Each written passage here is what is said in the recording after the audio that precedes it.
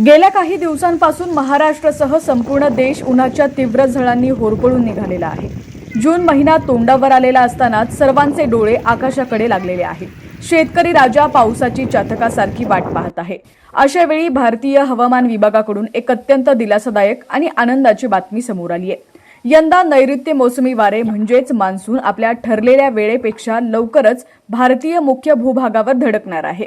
बंगालच्या उपसागरात कमी दाबाचं क्षेत्र निर्माण झाल्यामुळे मान्सूनचा वेग कमालीचा वाढलेला असून तो अतिशय वेगाने पुढे सरकत आहे। लवकरच महाराष्ट्रात दाखल होण्याची शक्यता आहे।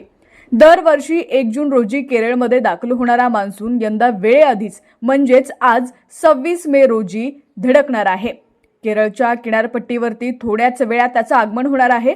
हवामान विभागाने या अंदाजात 4 दिवसांचा मागेपुढे बदल होण्याची शक्यता वर्तवलेली होती, मात्र आज शक्यता आहे की 26 मेच्या सुमारास केरळच्या किनारपट्टीवर अवघ्या काही वेळातच मान्सून धडकणार आहे। मान्सून सध्या अरबी समुद्र, बंगालचा उपसागर, कोमोरियन क्षेत्र आणि अंदमान समुद्राच्या उर्वरित भागांमध्ये वेगाने वाटचाल करतोय। मान्सूनच्या आगमनाच्या पार्श्वभूमीवर 26 मे रोजी केरळमधील अनेक भागात तुफान पाऊस पडण्याचा इशारा देण्यात आलेला आहे।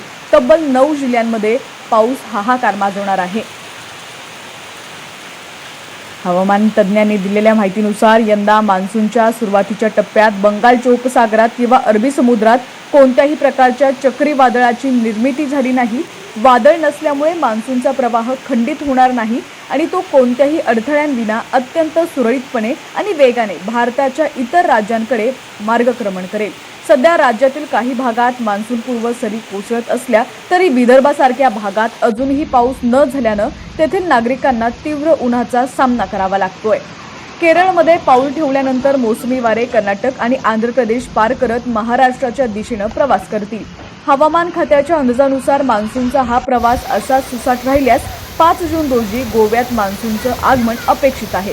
त्यानंतर 6 जून रोजी महाराष्ट्रातील कोकण किनारपट्टीवर मान्सून धडक देईल। पुढच्या दिवशी 7 जूनला पुणे आणि परिसरामध्ये मान्सूनचं आगमन होऊ शकतं आणि 10 जूनपर्यंत महाराष्ट्राच्या बहुतांश भागात मान्सून अधिकृतपणे सक्रिय होण्याचा अंदाज आहे।